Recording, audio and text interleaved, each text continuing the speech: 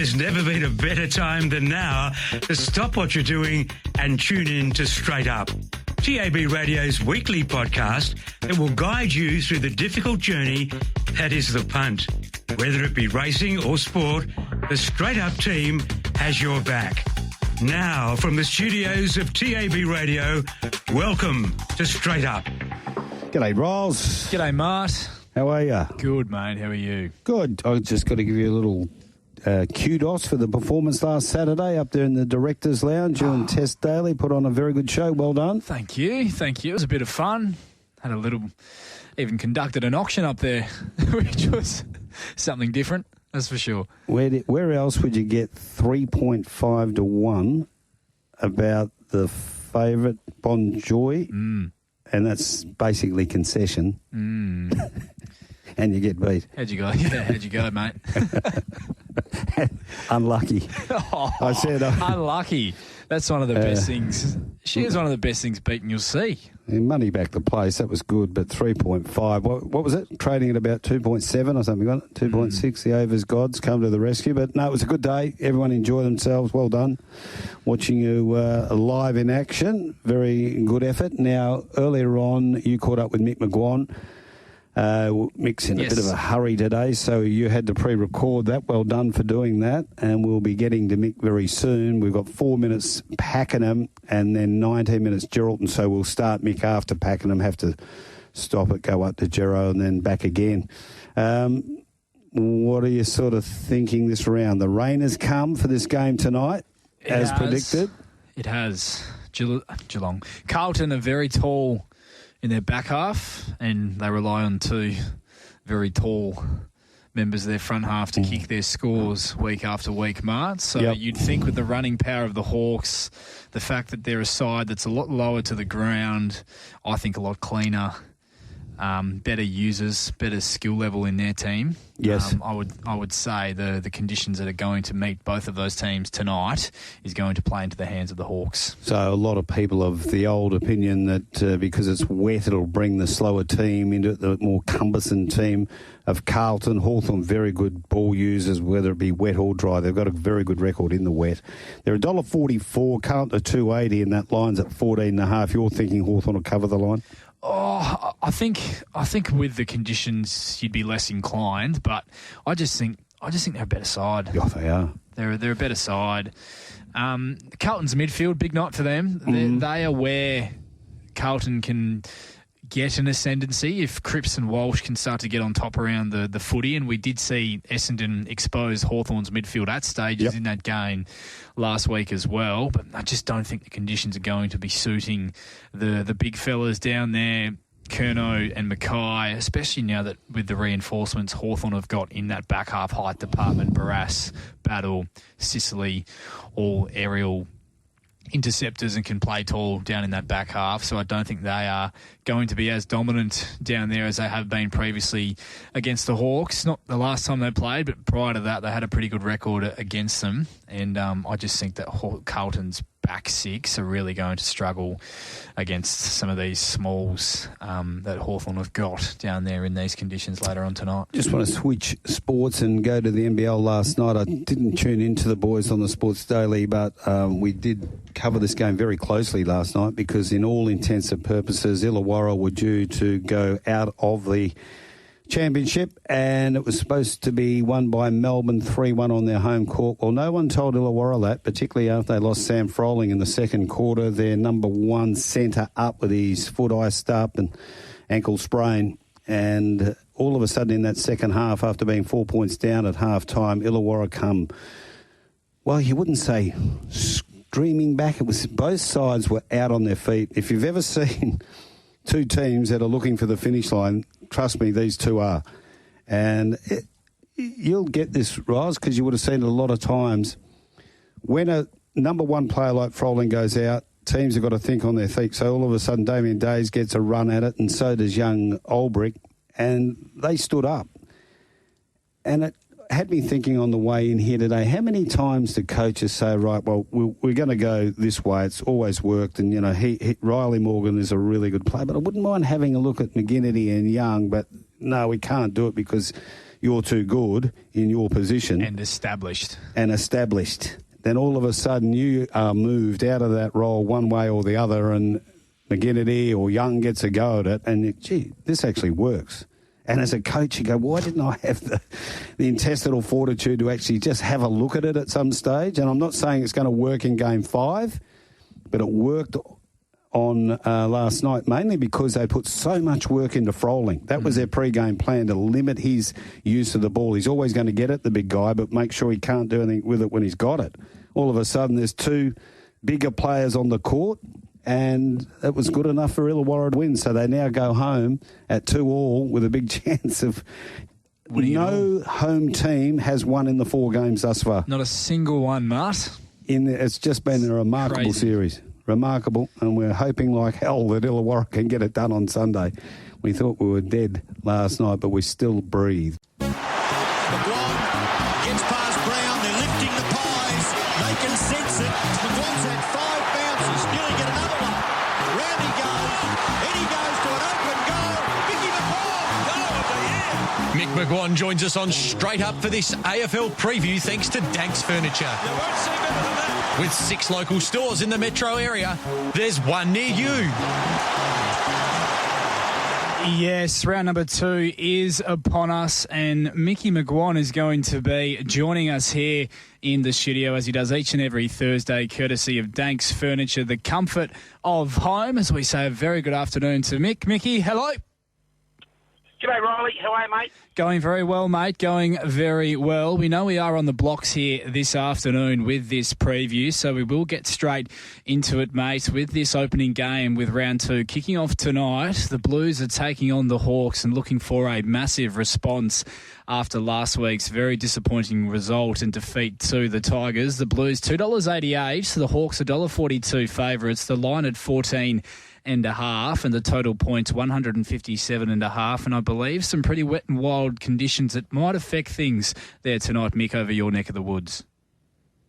Yeah, if Sky opens up, it could be one of those real hard-fought contests, which would probably bring the speed of the game back to suit Carlton, I would have thought.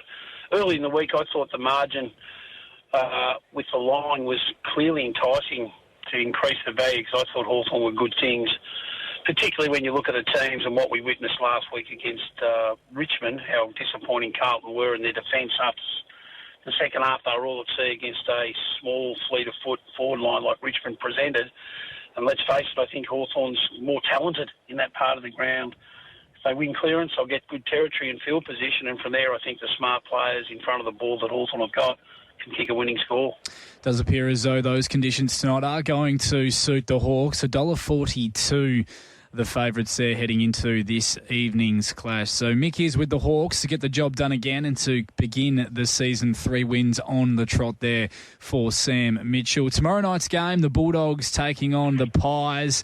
Pies head in as favourites there, Mick. $1.53. They were able to respond in terrific fashion at home last week, defeating the Power. The Bulldogs at $2.50 snuck home against North Melbourne, who were certainly very plucky and had their chances. The line at 10.5 points and the total points 173.5. Yeah, I'm pretty keen on Collingwood here, either head-to-head or even with a line. I reckon they can win quite comfortably on the back of who's not playing for the Western Bulldogs. No Bontempelli, Jones, Ugelhagen, as we know about, Treloar, Waitman, even Jason Johannesson's an argument he could be in their best. They lose Cleary through concussion, and even O'Donnell's a bit of a test in relation to his jaw on the back of the incident last week. So I just keep coming back to Collingwood. To go in, massive inclusion. It'll be really interesting to see what they do with Will Hoskin-Elliott as well. He's possibly available over that back complaint as to the reason why he missed last week's Port Adelaide game, but I think Collingwood, the form they presented at the MCG specifically, I think they'll be too good for the Bulldogs, who I thought probably could have got beaten against North Melbourne if North Melbourne, as you pointed out, took their chances earlier in that game.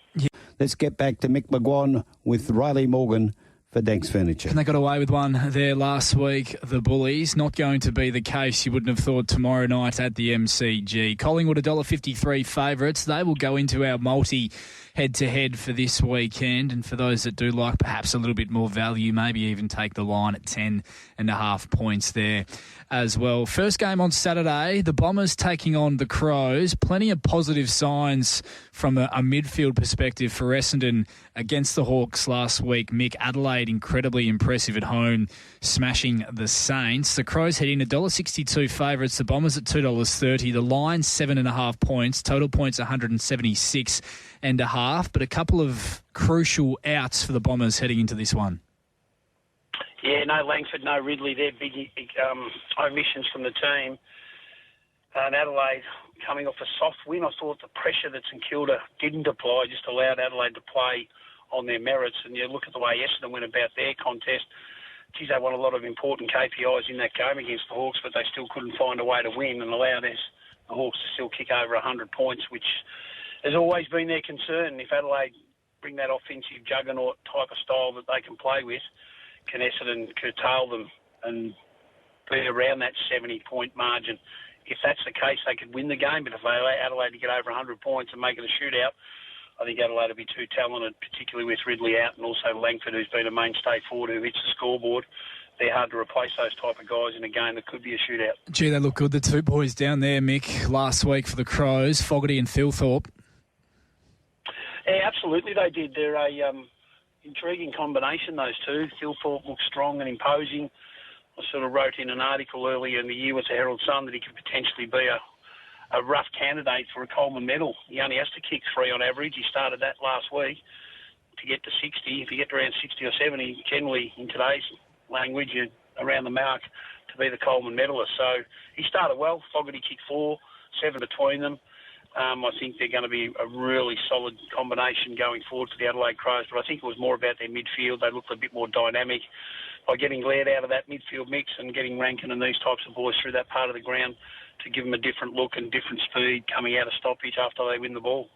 They've got a terrific draw this year, the Crows, and expecting them to continue on their winning ways away from home this weekend. That might be a nice little multi to kick off the weekend, Mick. You put the Hawks tonight into the Pies, into the Crows Saturday afternoon, and that'll get you around $3.50 with Tab Touch, so that might not be a bad way to start off the weekend for our listeners. Port Adelaide, I'm expecting to bounce back at home up against Richmond this weekend, and that's the way the market sees it as well. Port Adelaide $1.09, the Tigers at $7, the line at 39.5 points, and the total points 175.5. Yeah, Lynch out, big exclusion on the back of that suspension.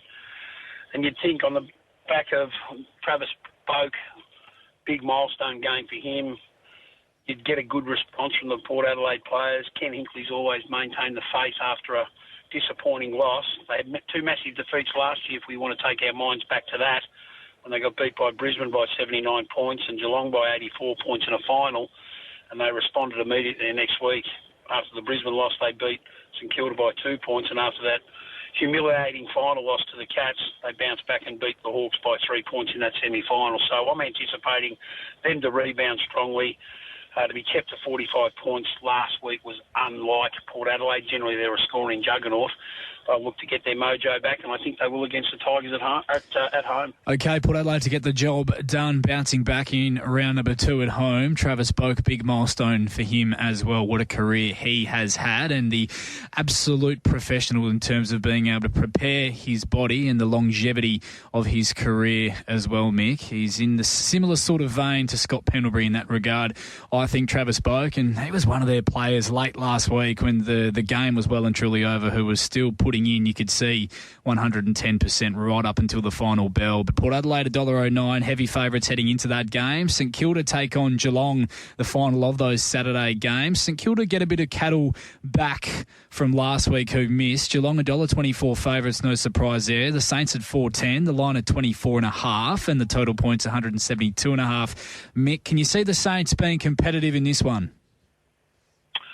I think they'll show a far better defensive intent, the at-ball pressure, the coach's language we often use. I think that'll be a significant improvement, which will help them defend the ground. It wasn't there last week when Adelaide just basically won the ball, worked hard into space, and their leapfrog footy from inside to outside started, and they just couldn't defend it.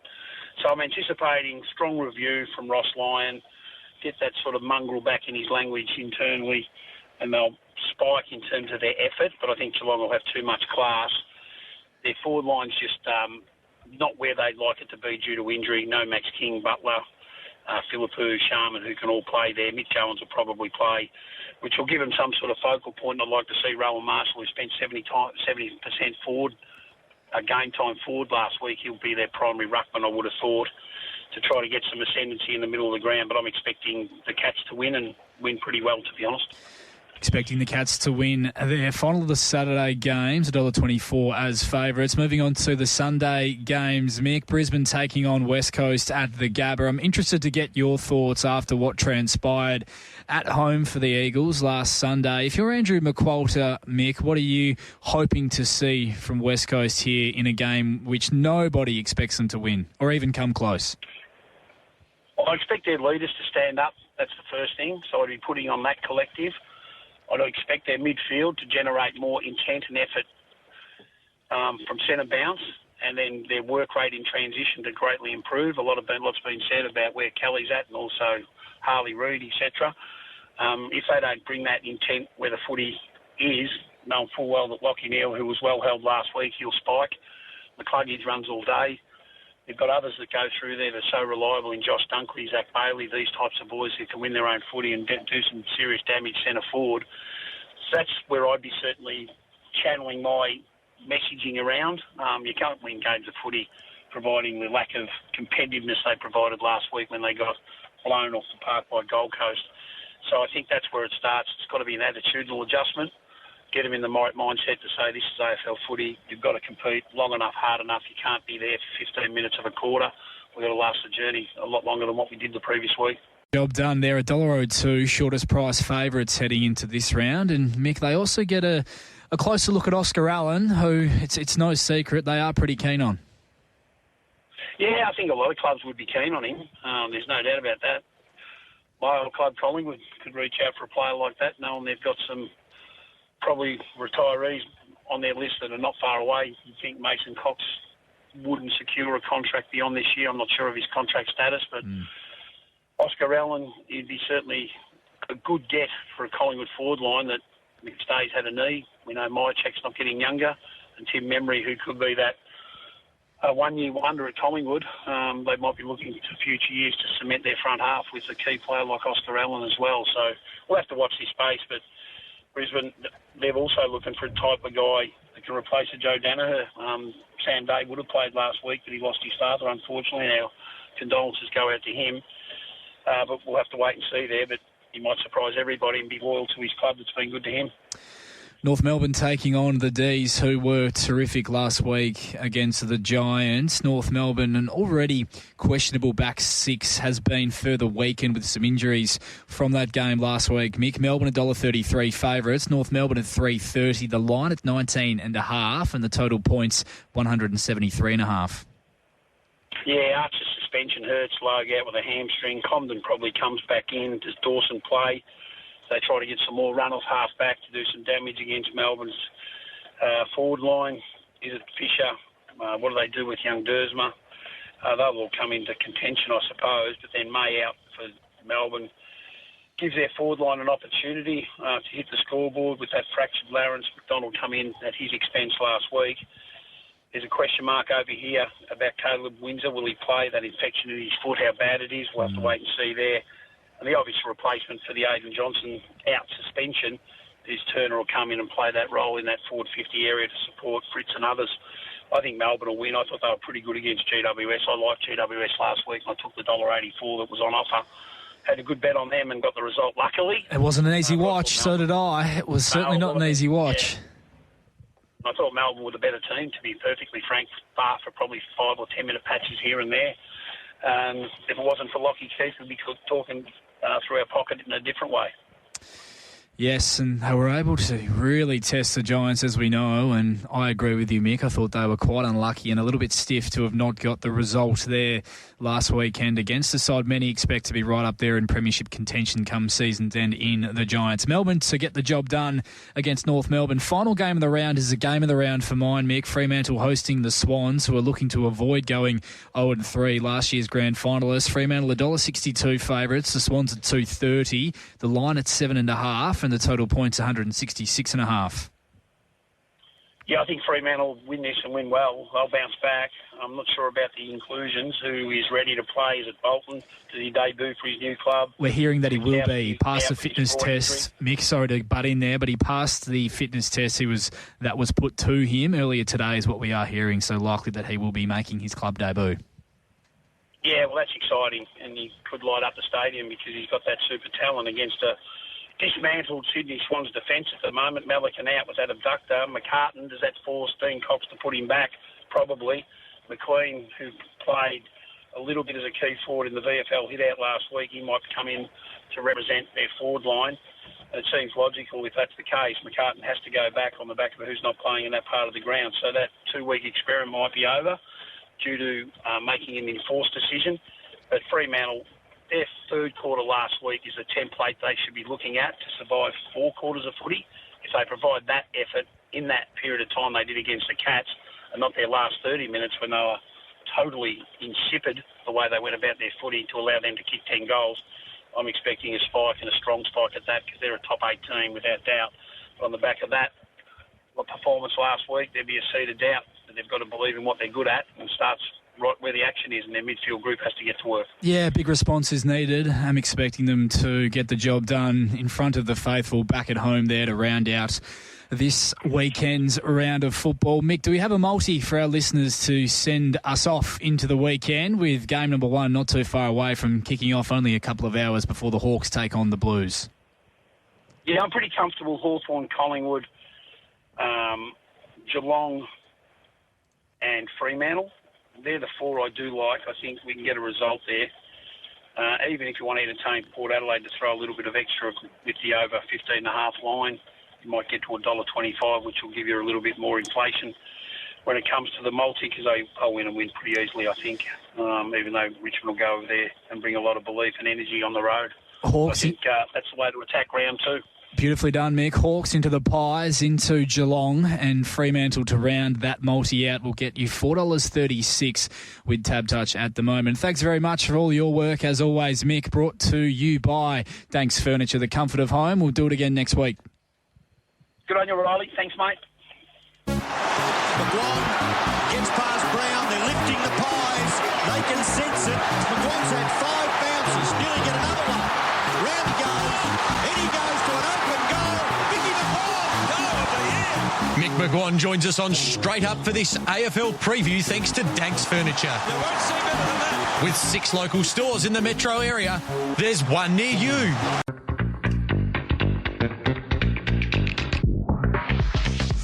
The Perth Racing Preview is where the Straight Up team finds you the winners, and here's the Straight Up team with their preview of Saturday racing from Ascot. Well, I have to apologise to the legion of fans out there if they chimed in a little bit earlier, because I sacked this man 1 week too early. He's in. McGinnity, a very good afternoon, sir. Hi, Mart. Hi, Riles. Hi, Brad. They all might have changed the dial Probably did. after you announced that McGinnity wouldn't be joining us today. I highly doubt it. And then once McGinnity heard that, he would have sent messages out on X and they'd all be back on. Oh, I doubt that too. Text line's open, 0427 789 571. This is live. It's not a podcast. Well, it does end up a podcast, but it's live. Why can't we have both? Yeah, one already nice and early. Hey, guys, Dutchie is back. Best 30 minutes of my week, Mart, with McGuane. He's a miracle worker. Could even get Morgan to pay for a pint. He's that good. So a nice little clip for me off the top from Dutchie. There's a few redbacks in the wallet. There's no doubt about that. Thanks, Dutch. Refuses to shout. 2153 up there at Geraldton. Butterfly Rock, Tash Faithful. Gee, that was an eventful race, wasn't it? all decided to go at the one time. $1.04, $1.14 and $1.04 beat Bombay Style 3.30 and Behara no third. 3.20 Quinella Exacta 3.80, Trifecta 9.70. First four 15.40. The double 1 and 2 $1.64 and 7 out. Need to get cracking because you keep looking at your watch, Roz. What's going on? You've got to be somewhere? Oh, no, it's just people letting me know that I am a tight ass on the text line. Oh, your texts come through on your watch? Yes, they do sometimes, Mart. I don't have one of those nice watches like you have. They've all been sold years ago. All the good ones, they're gone. Flogged. They're in some old man's trench coat now on the corner of that's where. East Perth somewhere. Big meeting here on Saturday. Now, be serious here, folks. 33 degrees, sunny, and it's going to be northeasterly during the morning, tending south-southwesterly during the day, 15 to 25. What do you think the pattern will be out there? Yeah, you know what I reckon, Mart?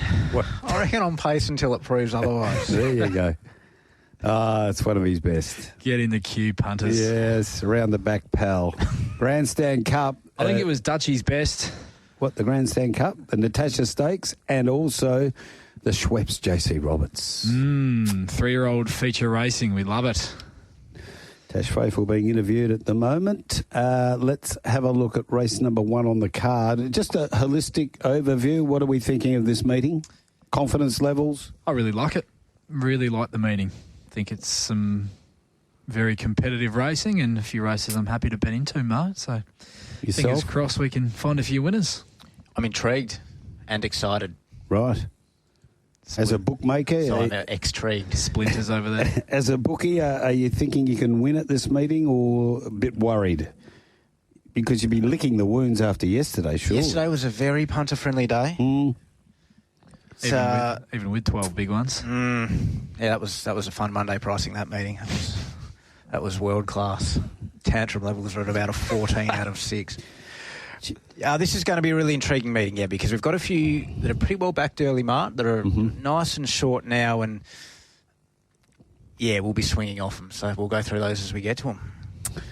Now, I was really worried there for a while, but the Maulers males just dropped as well, so that's fantastic. The Mauler didn't know I was on course last week, and I've sprung in an impromptu appearance on the first floor, and didn't he get excited? Wasn't allowed in. He's No, not where we are. I saw him. He came to the front and the old bloke waved him off and Said, off you go, champ. See you, buddy. He's expanding his wares this week, Shorty. He's got a special in the AFL. Very keen on Brisbane. Is he? Hey, now you may laugh, but when we were having a chat on Monday at the Inglewood, he was sizing up that minus 58.5 and thought, wow, this is just... For jam. Yeah, yeah. Taking weed off a blind chook, he said. That was his exact words. If I'm going to put you on the spot, Mart, and Yes. you as well, Brad, what is the margin in that game this weekend? West Coast and Brisbane. 80? What about you, Brad? What do you think? I'm in the 70 range at 70 least. range? Yeah. Can't see what... Yourself, Ross? Oh, jeez. It's bad. It's not a great start to the season. No. Okay, race number 1 is the Tab Touch West Speed Platinum Handicap. It's over the 1,000 metres, and we have Sky Duke, 270 to 320. Jazz Session, $1.85 out to 205. Hayfield Boomer, 41 into 21. 4 My Lovely Pet, 4 to 350. 5 Simply Rosso, 51 to 34. Classic Ruler, 31, 34 into 23. And Chavorio is a $51 chance. Local Sharpie Keen Hayfield Boomer at the big price there. A little snip at the 40s for Mac Hall, who is absolutely humming at the moment. Well played, sir. My Lovely Pet, ESPs, Mark, they're away early.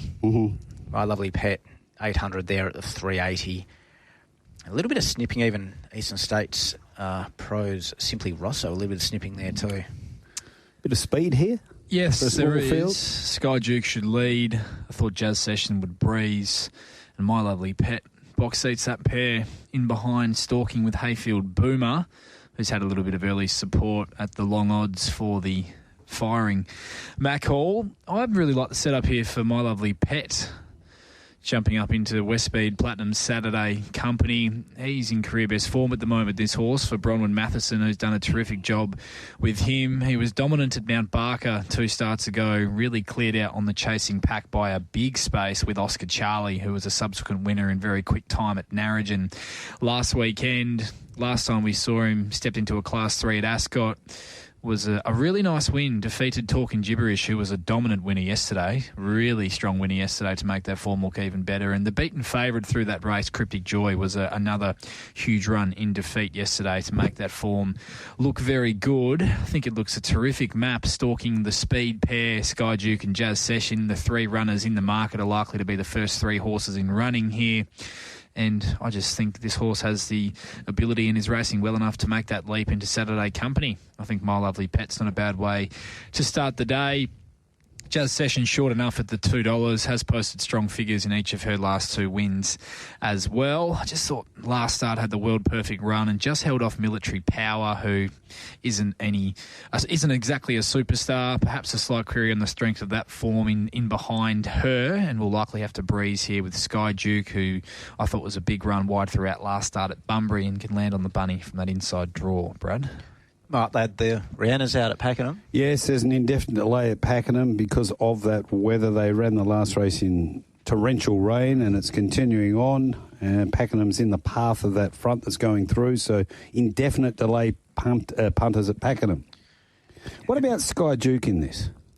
Well, looks the one to get to the top, rolls in race 1 and dictate to some extent, which is, and at the 1,000-metre distance is always a preference. So... Can't write it off. Jazz Session, for mine, it's going very well, so wouldn't have to drift much further to interest me.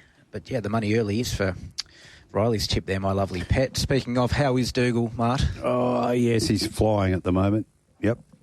Just got to find the right race for him, but waiting for all the good greyhounds to leave. They've been over here for the, obviously for the Galaxy and the Perth Cup, but once they go, we'll find a race for him. Outstanding. Smart. Yep. Just choose the right time of year. Correct. He's the lure. The Cassius Grey proudly off the track plate over the 1,100 metres is race number 2. Time honoured. Yes, for the 2-year-olds. And Castle Road has been 2.98 to 3.10 for Big Paulie. 2 Pemberton, 19, 3 My Authoritar. 9 into 5. Here we go. You were ready for me, weren't you? You're reading me like you wrote the book. The preemptive. Oh, Brave Dragon, 23. 5 Energetic is $14. 6 Friars Legacy, 31. 7 Who's Bent, 5.50 to 5s. 8 Hard Solos, 26 to 19.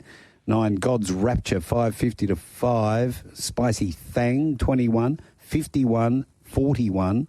And 11 Wonderfully Made, 15 out to 19, bang into 10.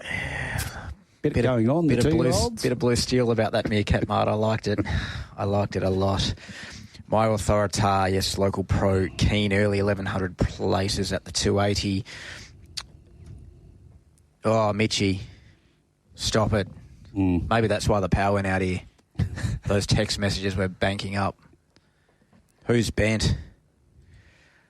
500 at the 550, 500 at the 550, 400 at the 550, 300 at the 480, 300 at the 480, 300 at the 480, 300 at the 460.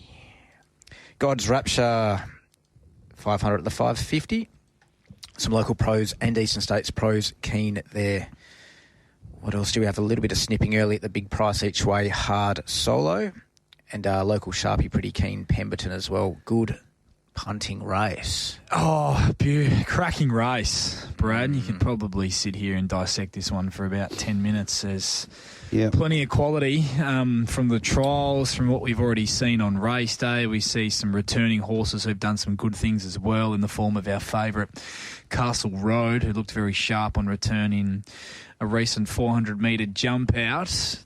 Does have to carry the weight under the set weights and penalties conditions of the race, but he's earned it. He's earned it, as you mentioned, Mart, and my slight concern with him is whether he does find the top from the barrier that he's drawn. He popped at 1,100 metres the last time we saw him at the races when made to do a bit of work early doors. Maybe he'd had enough by that stage. Shinny had to be. So I just think that this is a stronger race than the races he had been winning earlier in the 2-year-old season. I think he's short enough at the price at the $3.10. So I'm going to be looking around him. Not overly keen on the race. I think there's a multitude of winning chances here. I tipped into My Authoritar on debut at Bunbury. What I think and still think is a really strong 2-year-old form reference. Was a little bit slow into stride. Travelled up really nicely in behind them, Brad, and was made to just duck back to the wrong part of the track on those inside lanes and then wasn't fully extended through the line. Beaten a length and a half, Fiery Spark, and had plenty more to offer as well. I like the fact if he is going to be a stride or half a stride slow out again, that he's drawn a bit further out and that he stays out of trouble this time around. And prior to that, I thought he trialled like a really nice horse, My Authoritar, so no surprise to see the support there. Slight knock potentially being the drop back in trip to the 1,100 metres, but if he does end up a long way off them in running, but I do think he looks a really nice 2-year-old My Authoritar. Who's bent, barrier makes things tricky, but the trials have been super. God's Rapture, really good debut. Hit the line super like a horse who wants more ground, gets sat here, draws a barrier, gets pike as well. Huge respect for it. Energetic, trialled super for Neville Parnham at double figure odds. Just saw everything in those trials you want to see for a 2-year-old leading into its debut. Wonderfully Made. Another horse who's the full sister of Precious God, who we know has got plenty of ability. I thought trialled really nicely in behind God's Rapture as well. And even Hard Solo, no surprise to see a bit of support there, who was a terrific run in defeat there at Bunbury last start in that same form reference race that I really like, Brad, behind Fiery Spark. Yeah, and you had Pemberton being a complete forgive last start, and Brave Dragon, who's trialling up well too. Spicy Thing, who was fine on debut. There are that many chances. It's just all comes down to where you had them, Martin, and which you want to back. Energetic's $18 around the traps each way. That could get me for a sneaky. I like how it's schooling up. So, but otherwise, I think it's all eyes on the favourite. If it does get to the front without doing too much work, it will be very hard to beat, Mark. Yeah, I thought he'd get across. Craig Staples normally gets him out very quickly from the barriers, gets across. If he gets across, I think he can win. He might get out to a decent price. Well, yeah, and I couldn't really see too many that would have any intent to hold it out either. That was the other thing. What about yourself, Ros? What did you think in regards to the early speed? Oh, these 2-year-old races are hard, I find, because they're always just... You seem to think like you've got a map for a horse that's drawn somewhat sticky, and you think, okay, this does look like a nice enough map for it to get across. But because we've just seen a lack of exposure for a lot of these horses, they can really fire up and get on the bridle early. It doesn't exactly always go to plan, and you can see 1 or 2 horses really fire up and try and find the fence from those lower draws, which could make life a little bit tricky for a horse like Castle Road. But, gee, look good in that recent 400-metre jump out. And I think if he shows the same early speed that he showed in his initial campaign, given what we've seen here on exposed form, he is going to be hard to hold out from finding the top, despite the barrier. Are you putting My Authoritar in the book? No. I'm happy to sit out of this race. I thought there was a multitude, Mart, of winning chances here. Horses that have trialled up nicely and also looked the goods in there. The ones that are exposed have looked good on race day as well. 13 minutes away from this game commencing. Hawthorn v Carlton, MCG. Hawthorn on the ground at the moment. And if you haven't caught up with the news, is that Mackay is out and Young is in for Carlton. Also the news from Pakenham. There's just an adjournment to this meeting at the moment as there's heavy rain going through. A soft 7 is the latest rating there from the track. Race number 3 at Ascot on Saturday is the Joello Proudly Off the Track Handicap. It is over the 1,600 metres. And the start time at 1:43, one Henry the Aviator is $7 to $8.50 to $8. Success Play, $4.60 out to $5.50. Number 3, Fine Touch, $9 out to $12, but back into $8. 4 is Golden Door, 440, 350. 5 Patchwork, 18 out to 31. Now 6 Correct Choice, 280 to 340. 7 Uni Queen is 41. 8 Happy as Larry is 10. And number 9 Sideshow, 16. The local Sharpies and Eastern States pros are keen early Golden Door. So we've had a 600 at the 440, 750 at the 380 there. Golden Door. Eastern States pros keen fine touch when it got out to the $12. A couple of $200 bets there. Eastern States Sharp Money Happy as Larry at the bigger each way price as well. Aside from that, not a great deal to report, Rolls. Yeah, not a race that overly enthuses me. This one, Brad, I am the way the market has it at the moment is pretty similar to how I've got it. I do think Correct Choice and Golden Door look the two, if they do get the right runs, which is not always the case, particularly in a race that looks a little bit sticky from a speed map perspective. Correct Choice, still a Class 1, but very progressive. Loved his run fresh at Bunbury behind Premium Girl. He hit the line like a horse looking for a mile. Should improve with that run, and being a So You Think, Peter's investments, Brad. I just love the profile as he builds into his campaign. I think he's going to be a horse that can win some races moving forward. I loved his first up run, and Golden Door, he's just suckered me and many in this campaign. Wasn't able to reel in Barramundi last start, but that does look really good form. You look at all the form around Barramundi this campaign, and that's holding up everywhere you look. So I think that's good form. Likely to have to settle last from the barrier here, which always makes his task more difficult, but it's not the strongest graduation, 60 plus, and he did tick that mile box for me last start as well. Make a case for success play from the Breeze, going super. Fine Touch is going better than numerical form suggests as well. She's been building into her preparation really nicely. And Happy as Larry, if he can find the front, then he could give some real cheek as well under Lisa Staples. But not a race I'm overly keen on, Bradley. Yeah, same. I agree. There's that many chances for Might if things play out right for the right horse, so I'm going to keep it pretty simple and Correct Choice. If it gets to 360, 370, 380, which it will, and probably already is around the traps, that's enough for me to find out it's the right draw for it to be not very handy, but it'll be close enough, probably 2 pairs back. And that'll get me. I love that return. That's really good run. Always sort of like the horse, thought it had a bit of upside and looks to have come back a bit better, so good to go. Mickey Grantham gave a really strong push for that horse, chatting to you, I believe it was, Mart, on Drive or one Correct of your Choice. shows. Correct Choice, prior to its first up run, said this horse will go very well. Yeah, and it certainly did. And I'd have, as you said, Riley, it's a bit of a tricky map. I couldn't find if there's genuine speed in it, and you'd think this horse would go better with a bit of speed in, but Barrier 3 may have to take it out of the comfort zone a bit and get it a bit closer in the run, which I don't mind. It's a So You Think. I think so. They can handle a bit of that sort of racing. So, yeah, I think Correct Choice. But again, there's no value, McGinnity. You've got to pump up the tyres a bit to get me betting. Come on, Brad. That's on the drift, Mart. Just be better. All right. We better have a look at this market at Geraldton because the runners are heading to the barriers. We're 6 minutes off. The Mullawa Farm Supplies 25th anniversary handicap. Well, you've done some of your best pro running, the Mullawa Gift. They tell me, McGinnity, back in the days. Pulled up for 2 years and until chafing got the better of me. Got a very good mark. Very fast twitch athlete, about McGinnity. 15 metres he was. One Mombasa is $5 from 8. For Taj Dyson already on the board. Well, this is the third of the good things collective. Getting a bit easy. Your girl Kira Yule's aboard, 175 to 195. Be Seated is 9 out to 21. Traded Crown, 5 to 6. Special Plan, 550 into 480. Sanabo, the 7 is 14 from 11. 8. Viva Rock, 23 and 9. Pilot, 101. So that race is due to go in 5.5. Let's have a look at the 4th at Ascot on Saturday.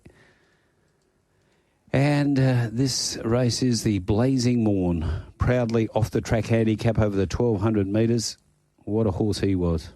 And it's over the 1,200, time to go 2:23. Supportive, 8 to 7. Can he rock? Can he ever? 650 into 5. That's yours. Dennis Chu There's 11, 13, and out there at 13. Number 4, So Lucky. Well, he put up 4. He said there's 4 there if you want it, punters. And then all of a sudden, bang, they've come and knocked it into 6-4. $2.50, So Lucky. 5, Don't Wait for Luck, $12. 6, Sure Thing, 11. 7, Best Mood, 5 out to 7.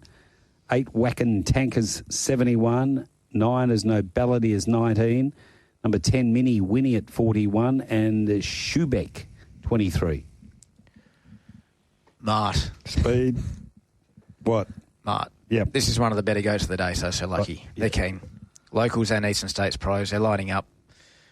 They said, can we have it again? I said, you cannot. Because there's too many of you and you've had too much on champions. 700 at the $4, 800 at the 360. Later on, they got involved again. 1200 at the 280, 1300 at the 270. Keen taking 270. Nobility. There's a little bit of sneak each way money there. A couple of hundred each way at the $19. Local pro money, Caddy Rock, 400 at the 650. A little bit of money there for Don't Wait for Luck, and I sort of get where that's coming from too, Mark.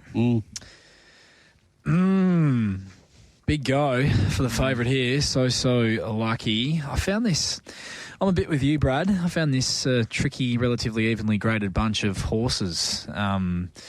This graduation 60 plus. So Lucky has been in my nightmares, her past 2 runs, but having tipped in and backed her on both of those occasions. But she is going super, and while she was in at the time, I thought, how has she not gone past our Rocky Bay? That race has since produced 3 subsequent winners from it since, with our Rocky Bay winning again last Saturday as well to make that form look really good. So that's the A1 form on paper, no doubt about that.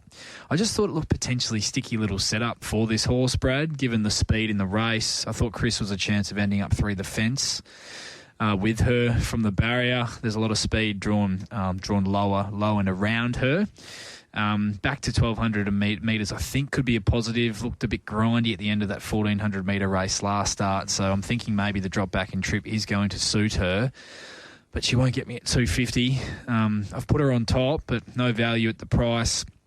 For me, supportives on the backup, 72 plus, back to a graduation. Was a good run last start behind Cessation to grab 3rd, given the run she had in transit. The barrier makes things a bit tricky for her, but there looks to be really good speed in this, so might bring a couple of those back markers into it, Brad. Horses like Best Mood, who put in his best run of the prep last start at Bunbury, back to the 1,100 metres with those blinkers going back on. Don't Wait for Luck was a huge run. Luckless as well last campaign, fresh before some feet issues derailed his campaign. He resumes off the 8 weeks, but I do believe the bars might still be on. We haven't received notification that the bars have come off, so might pay to just watch any late notifications fired in there, given he has had a lengthy layoff, but he did race in the bars the last time we saw him.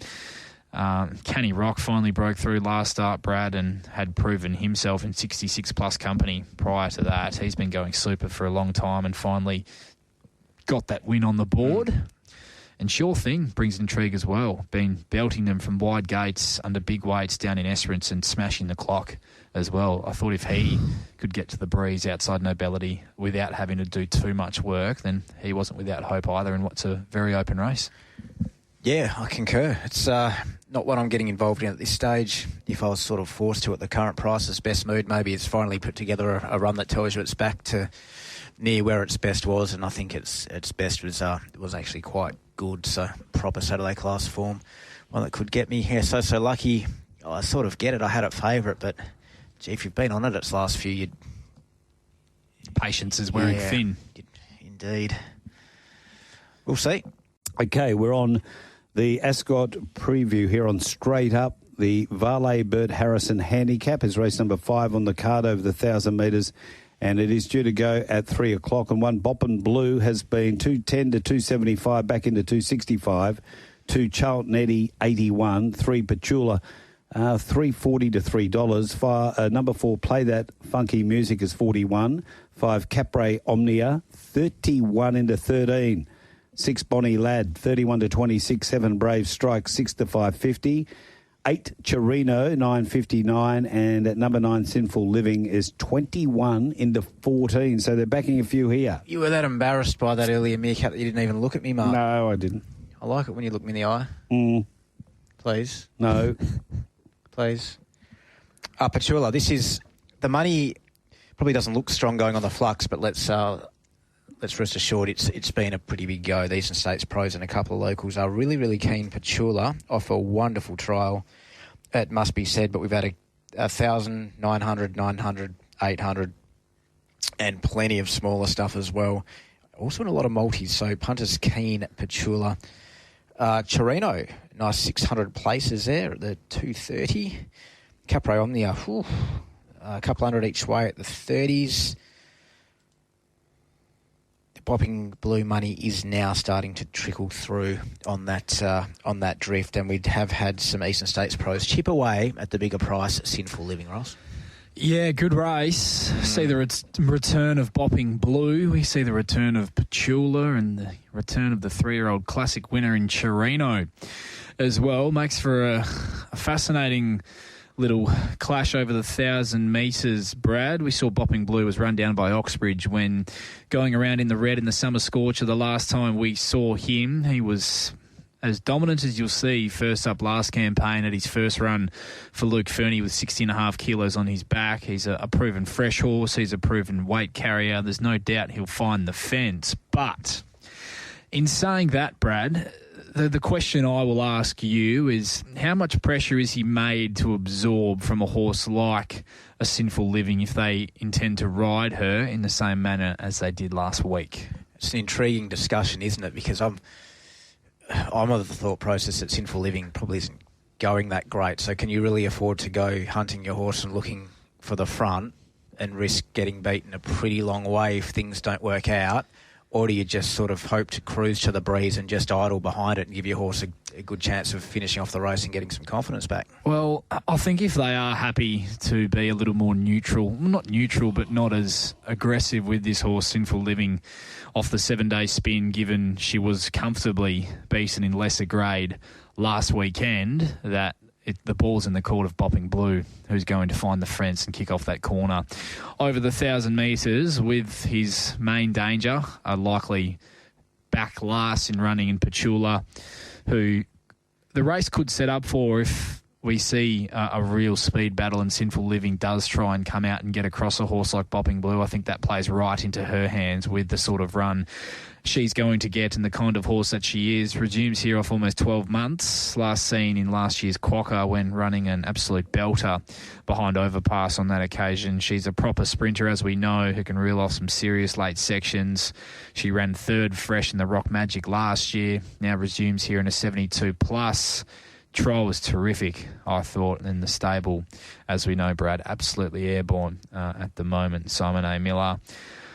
I think if Sinful Living does prove to be a pest for Bopping Blue, this will set up perfectly for Lucy and this horse to finish over the top of them late. Yeah, I'm of the opinion that Bopping Blue, well, I think it has to lead. I don't think anyone's sort of querying whether it will hand up because I can't see that happening, but how much pressure it cops, well, we'll find out. But I think it'll lead comfortably enough and from there deserves to be favourite just by virtue of the 1,000-metre. Correct. Course and the way Ascot plays in that regard, but no doubting Petula's a very good horse, and even if it does somehow end up being able to suck through from 3 back the fence or 4 back the fence and a couple of gaps appear, it could absolutely do the job, and I wouldn't be shocked. But the way the prices are heading, yeah, Bopping Blue's the one that I'm interested in. I think she's comfortably the best sprinter in this race, but the setup means Bopping Blue's a deserving favourite. What did your notes say, Mark? What about the speed in this? What did you come up with? I think Bopping Blue looks your leader. And I think the query that we have discussed is, how much pressure will Sinful Living apply? Yeah. Chirino will get a lovely run in behind them. 3-year-old classic winner resumes, 54 kilos, like the trial in behind Petula. Not asked for a great deal down the straight at Pinjarra. I think that whoever's had that big bet on the place, that could be a smart little move. So I know we discussed Capra Omnia last week, wasn't it, or about its record at Ascot, but the money indicates they might have worked that out. Indeed. because I thought it had sort of every chance last start and maybe was entitled to go a touch better. But when the money comes for these Bairstow horses, they tend to perform. Score update, MCG, Hawthorn 117, lead Carlton 1 straight 6. Mabior Chol was the first goal scorer of the match. So anything in the book here for race number 5? Nothing from me. Looking forward to watching how the 5th race unfolds on Saturday, Mark. Legs of the quaddie commence, race number 6, and the race is the Grandstand Cup over the 1,500 metres, and the start time here is 3:41.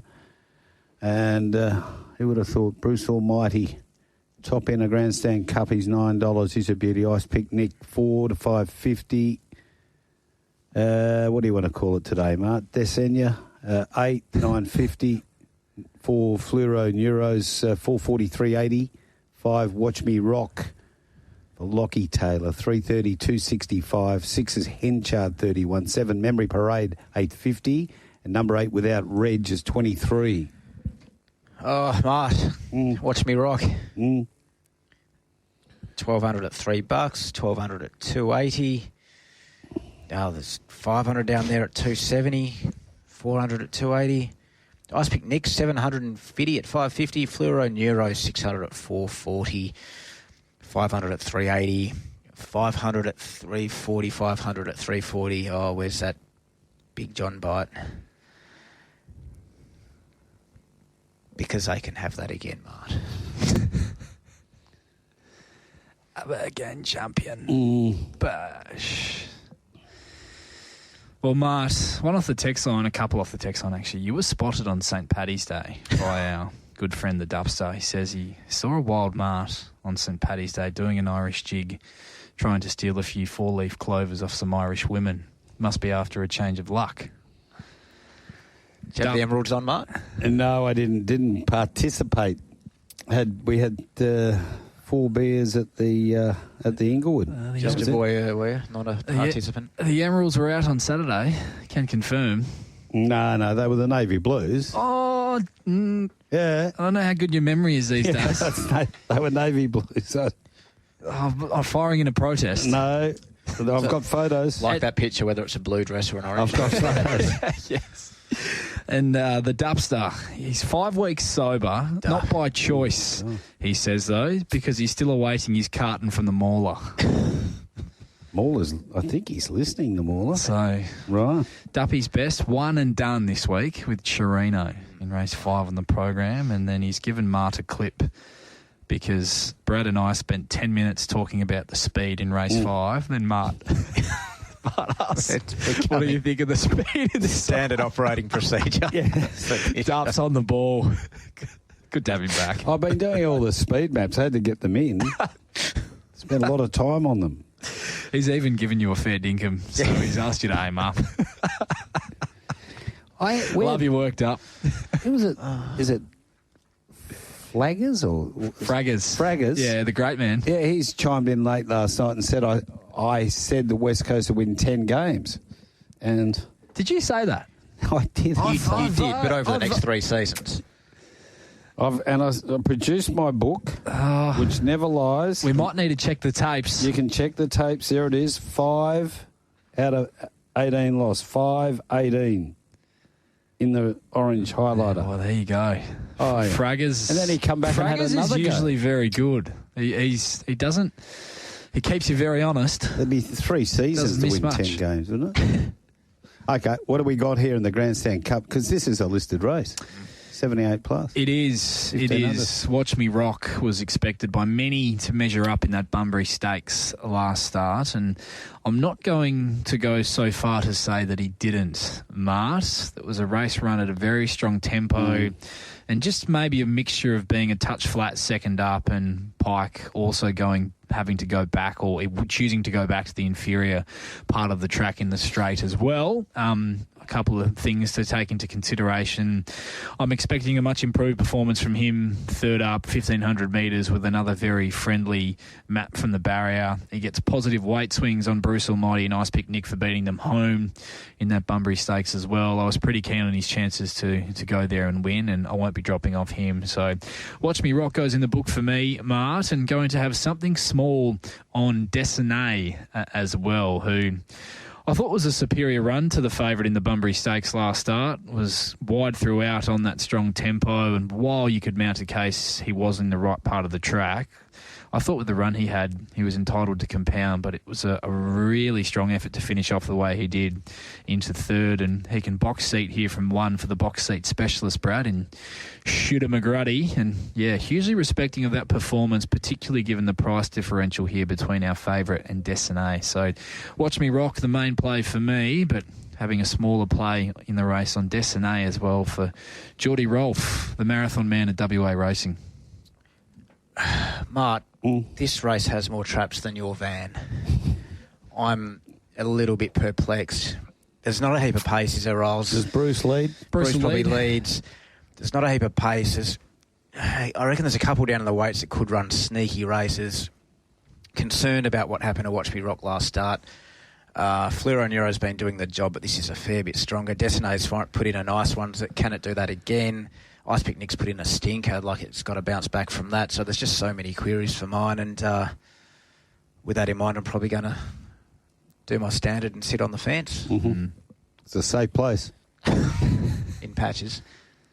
The early money Fluoro Neuro, Brad, that intrigued me a bit. This is certainly a big step up, but a good measuring stick to see where he's at in comparison to this class of racing, and looks a really favourable setup for him if Clint Johnston-Porter can find the back of the stablemate, which I think looks every chance here, and that will be Clint's intention out of the barriers, to be on the back of Watch Me Rock and following Pike's every move.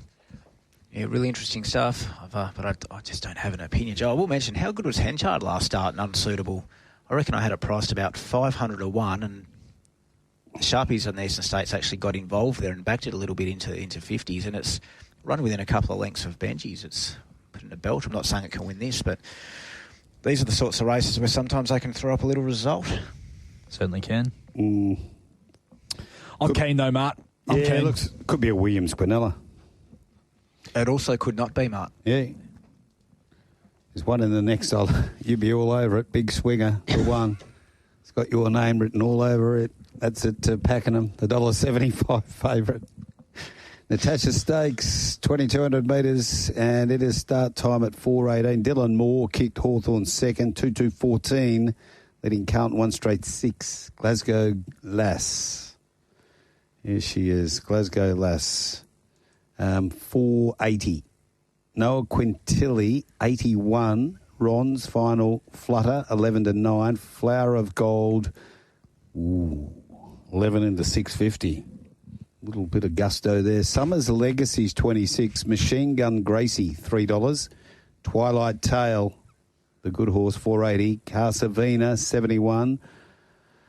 Funchala's 14 into 10. Western Ladies, 41. Shazare is 71. And Miss Santa Claus, a roughie with a chance, $71. Scratching, Art. Down the bottom. Deduction supply. Midsummer Romance. Deduction supply. Midsummer Romance. That was about 7,000 to 1. Yeah. Machine Gun Gracie, 1,100 at the 290. Champion, it's ticked over a point for you. How do you... Funchal, is it? Oh, Funchal. You can call it what you like. Doesn't matter. Call it Larry. Funcha? Call it Larry. Is that enough? However you pronounce it, there's been some money for it. So, a couple of 400 each way. Sorry, 200 each way bets there. For it, Machine Gun Gracie, 400 at the 275. Well, Champion, you can have GST on that. Flower of Gold, the ESPs are keen. We hung it out a little bit. Yep. You've got to have an opinion on something. And I just thought, Rolls, from that gate, I just couldn't make a case for it to turn the tables on a few of them. So hung it out a little bit. I'm double figures, so punters got involved. Yep. And Glasgow Lass money's come there for the good mare who's ticking along nicely. All of these, bar a couple, come through the 1,000 guineas. It was a race where they really rolled along, courtesy of GG Pops. They went 10 lengths above bench to the 1,000. They were really belting along and ensured it was a genuinely testing 1,800 metres, Mart. Machine Gun Gracie did all the bullocking work from the breeze.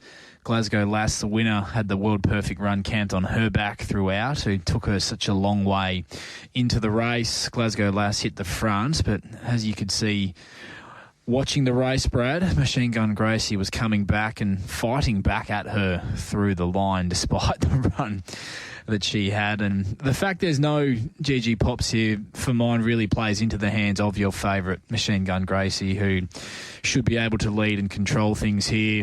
I don't think she'll have any issues the way with her performance last start at 2,200 metres. She was just a monster run. It was a mighty, mighty performance given the work she did and the tempo. And she'll likely have really strong buffers on Glasgow Lass, Flower of Gold, Fun Shell, who are likely to be back in the second half of the field from their respective barriers as well. So I'm pretty keen Machine Gun Gracie at the $3, and I'm going to be saving on the Peters Investments runner in Twilight Tale, who for mine looks the key danger.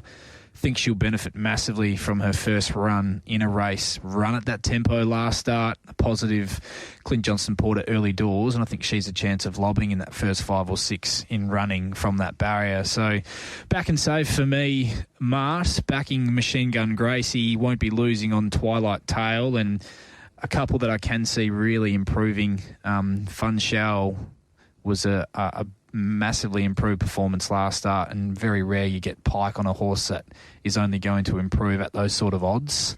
I think you have to be respecting a Fun Shell. And Summer's Legacy, I thought, was a big price off her run in comparison to the stablemate last start. I don't think she was too inferior to her Summer's Legacy, especially now that she's drawn a gate. So if you do like an exotic play, and there are going to be plenty keen to play around here from an exotic sense, throw Summer's Legacy into your novelties. Yeah, Mart likes an exotic play. Got to have an exotic play every now and then. This Santa Claus down the bottom, she's a good run, doesn't it? She's ticking along nicely. There's certainly something there. Gotta love the distance. The trip. Ron's Final Flutter, 3 wide no cover last start. Monstrous performance. Glasgow Lass, there is some chance, I know a lot of punters won't want to see it, there is some chance they go even slower on this and it does turn into a sprint home, which will suit Glasgow Lass. It's not always a guarantee when they step up in distance that they're going to go faster. So, but punters of Machine Gun Gracie, I think, would want to see her roll along with no rolls. Yes, they would. I could potentially see a roughie making her do a little bit of work if she does want to cross in Shazare, who we know was a really strong maiden winner 2 starts ago at Bunbury over the 1,700, leading throughout at a really genuine tempo. But just listening to the post-race interview there, Paul Roberts was pretty keen that she's going to be a filly where we see her best with cover, and we didn't really get the greatest of opportunities to see that last start when she was held up after being pocketed in a really slowly run race. So that could be one way of looking at this race and how this speed map unfolds. But I think if Machine Gun Gracie does find the top as softly as anticipated, she's going to be very hard to run down late off her performance last start. So she's the one for me. A bit boring from me. Twilight Tale, the place around that $1.90, $1.95 around the traps mark. Was a month between runs last start, so maybe a fair bit of improvement to come on Saturday, I think.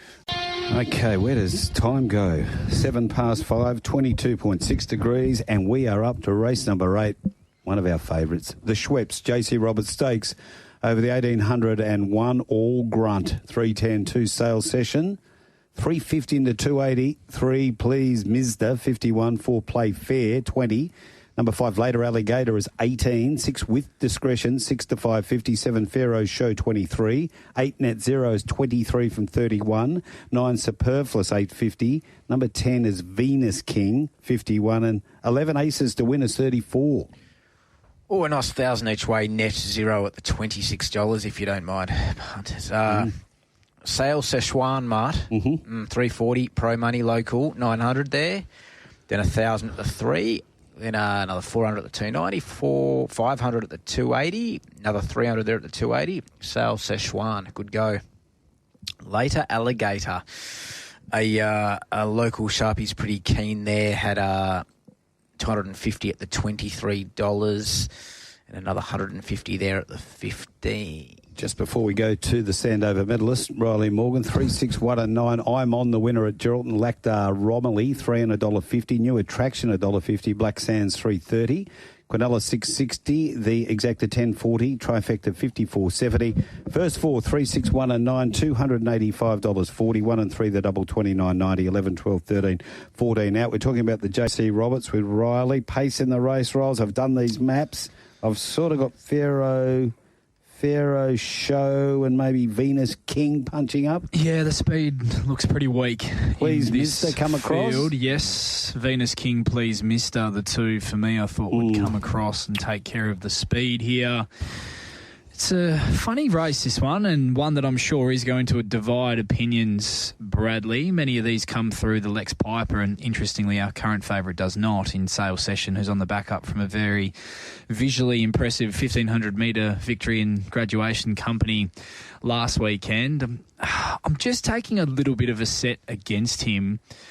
It was a really visually impressive win last weekend, and he does seem the kind of horse that's going to keep improving as they step him up in distance. But just going through his last three runs, 1,800-metre maiden win, defeating Barramundi 3 starts ago, and the way that race panned out and was run, that was a complete gift of a setup for him with the run that he had in that race. And then he he dropped back in distance to the 1,500 metres. He ran second to Eccentric Nature, who, in my opinion, had a bit of an off day on that occasion and basically hit the line locked with Cavallo Red on that occasion, who's a Class 1 and really hates winning, to be brutally honest with you. Then last week, given a 12 out of 10 from Lucy Fury from the widest gate, 3 deep cover, flowing run into the race, and visually it looked really good, but has only run the second horse Trespassing, Battler. You look at some of those other horses, Gage Rhodes has been thereabouts but has struggled to win for a very long time, and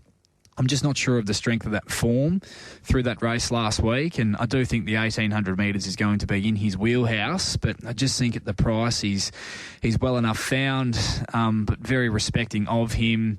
All Grunt couldn't reel in too soon in that Lex Piper, but in his favour and unfortunate for too soon in connections that galloper isn't here. Was only a moderately run race. All Grunt had to get going early to be put into that race, but I just thought he really peaked badly on his run over the final 100 metres. So the 1,800 metres, which I thought he would get on his ear earlier in his campaign, is perhaps a bit more of a question mark than I initially thought it would be. I think a more genuinely run race would be in his favour here, but who knows how this race will play out from a tempo perspective. I'm actually with discretion each way, Mart. Wow. And the data suggests that the horse is, well, the data isn't overly strong for this horse leading into this race on the weekend, but he carried the 59 to a soft win in a Class 1 last start. It was only a very small field. The start prior to that, Brad, was a really big run in defeat at Pinjarra from a mile off the speed, drawn very wide behind the Lex Piper winner too soon in a race that was dominated by those horses that settled around the speed. Gets a gun run here from the barrier. Importantly, I think drops 5 kilos down to the 54 on this occasion as well. And I just think this looks a really good setup for him out to the 1,800 metres, and he's been a much better horse since those blinkers went on as well, importantly. So I'm with discretion on an each-way basis and taking a bit of a set against the two that dominate the market at the moment in Sale Session and All Grunt. It is a bit of a concern for me that these Colts and Geldings seem to be, or 3-year-olds in general, taking turns a little bit. So that's I can see where you're coming from there, Ross. Could work out nicely for All Grunt. I have the same concerns. I'm okay with the horse peaking, but it did peak pretty, as you said, pretty badly. But I'm happy to give All Grunt a mulligan. This is the sort of race that I think might work out, where they might sort of pack up, and it might get a similar run to the run that Sale Session got last week, where it gets to track in wide and sprint. And if that does happen, All Grunt is definitely the horse you want to be on in this race, because it's got the best turn of foot of this lot by a fair way at its best. So if it does happen that way, will remain to be seen. But it's getting out towards the price where I could entertain that. But if it does turn into a staying affair, your Sale Sessions, your play fairs, tracking quite nicely for longer and with discretion, as you say, Rolls, are a few to be considered as well. It's getting a little nasty here early in the second quarter. Hawthorn will kick 2 in a minute, so it's 4-3-27, leading Carlton 2-1-13. Watson and Hardwick have been the goal scorers this quarter after Moore and Chol scored goals in the first quarter for Hawthorn. Hewitt and Cottrell have the 2 goals for Carlton. So 18 remaining in the second quarter, and Hawthorn got away to a blinder in this second quarter. Rightio, we go to the Lucky. And boy, oh boy, what a race this is going to be, as it always is. The Lucky last at Ascot. And the Ballas Racing Joiner Racing Syndicate Handicap over the 1,800 metres. Filthy Habits. Well, let's go with it. 6 into 420, straight off the top. Material Witness 51. So War is 14. Above the Peg 11 into 10. Here for Checks is 11. What a Prince 23. I Dreamed a Dream 16. Premium Girl 350 to 275. Covert Rose 550. Blazing Emerald at 16. And Do It Right 51. Tish Slater scratching. That was down the bottom before markets came out. Mm-hmm. So no deductions there. Premium Gal, they started at, where did they start at? About 350. Oh, she wins. 800 at the 350, 1,000 at the 320, 1,100 at the 290. They kept coming at the 275, 1,200 at the 275. Plenty more piled up there that I've forgotten because of old age and bad eyesight. Covert Rose 600 there at the 550. Filthy Habits, some good money there. A couple of 500s at the 460 and 440, and earlier local pro money 400 at the $6. So a bit of a Dutch approach to this race by punters. There is chipping away at a few other horses, but it's got to be said that Premium Girl they are very keen on, and they are saving Filthy Habits as a community. One off the text line. Does Rylie like the chances of sales session on Saturday? I can't tell. That's John from June Denner. John giving me a little bit of a whack there regarding my set against sales session. Maybe those comments might be because I might have referred to Military Power as a bit of a battler earlier in the preview. So maybe John's a little bit angry at me for that. I know he's a very big fan of that horse. He's made plenty of money backing it previously. And good luck with the wedding, Bradley, as well. I overheard Peng rehearsing his best man speech at the East Freo tab, and it's a real tearjerker. Fred from Freo. Mumbles. Well, Fred is just quality every time he texts in. Never misses. Never misses. That's a ripper. Yeah, I'm a Filthy Habits man. Makes a couple in the studio.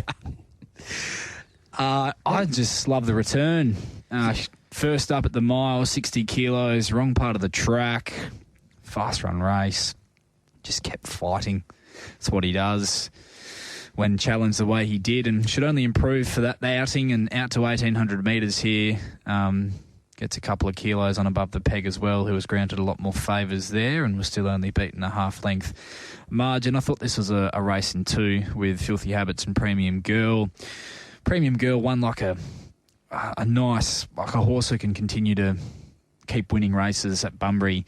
Last start, I thought she was the recipient of a very smart pre-race plan from Chris Parnham and Tony Triscari, who I believe initially had planned to go forward with her before the track pattern had emerged, and that they thought the best option with her to give her the best chance to get to those lanes was to go back and ride her cold, and it might not have been the easiest watch, but she got the job done. She is on trial at the 1,800 metres, which is a question mark. She has proven herself over the mile, we know that. And I just thought that they'd be happy to ride her conservatively from the good draw, given she is up 400 metres in trip, Brad, which could potentially mean there are a couple in front of her that could act as roadblocks if Filthy Habits is out in front and rolling along and kicking into that corner.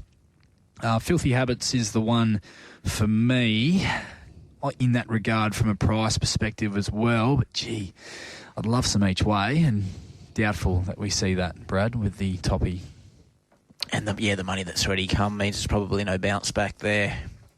A bit of depth to this race. Make a case for a few others at the bigger prices. So no real opinion, but even like a horse like Sowar would have... I love it when Sowar and Holly pair up. So would have been pretty keen at that price. It's going really well. It was a huge run last start, Sowar. Very good. So you just sort of readjust your price on an apprentice there, but still got to be a good chance. And a few others that are above the pegs back in winning form. Here for Checks, ticking along nicely. Had excuses last start. Covert Rose on the bounce, back to a more suitable trip, will be well supported. Pike in the last, etc., etc. So, yeah, there's a bit in the race. I certainly didn't have those two as dominant in the market as others, but the market has spoken and the punters have spoken. Yeah, I'm taking a bit of a set against that here for Check's Covert Rose form. I think the superior form is the way the market has gravitated, Brad, so maybe that's where we differentiate. Yeah. Okay, 2 in a row to Carlton here. Kemp and then Williams in the space of a minute. So it goes back to 4, I think it's, what have we got? 4-4-28 to 4-1-25, a 3-point lead to Hawthorn. It was Sard charging off half back with his speed.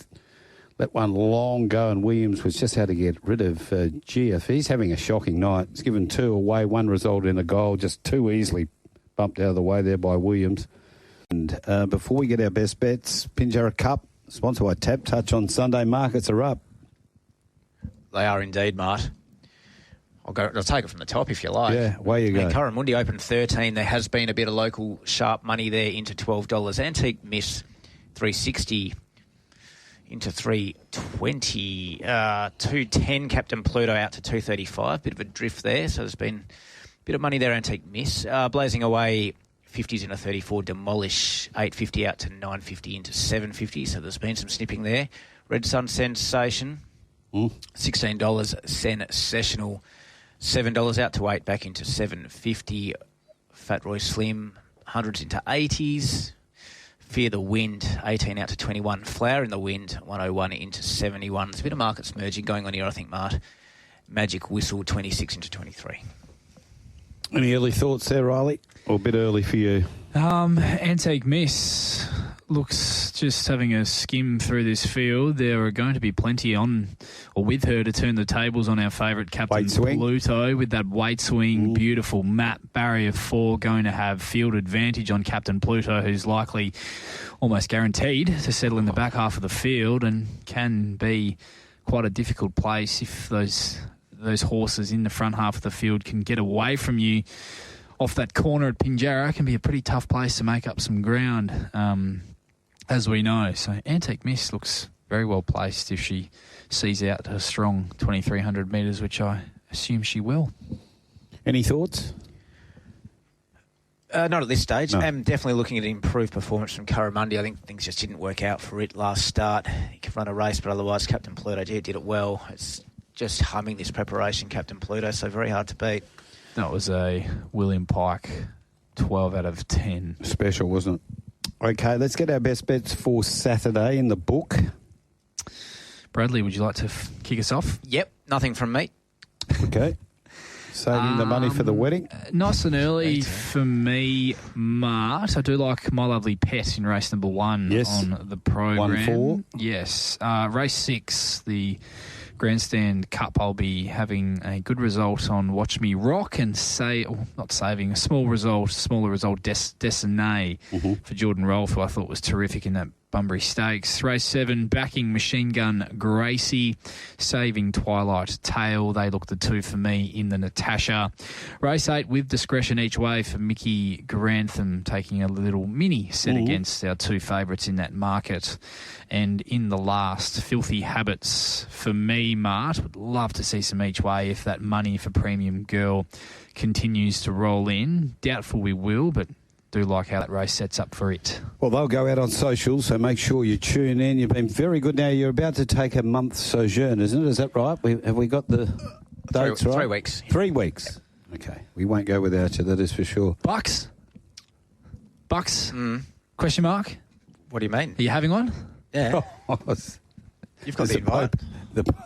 Not sure we're going to publicise the date. Not public information. Don't want you might have some Duffy turning up. I was going to say some unwanted guests might rear there. Yeah. Okay, we got to go. We're out. Thank you. You've been very good today. Thanks, Brad. Yeah, thanks.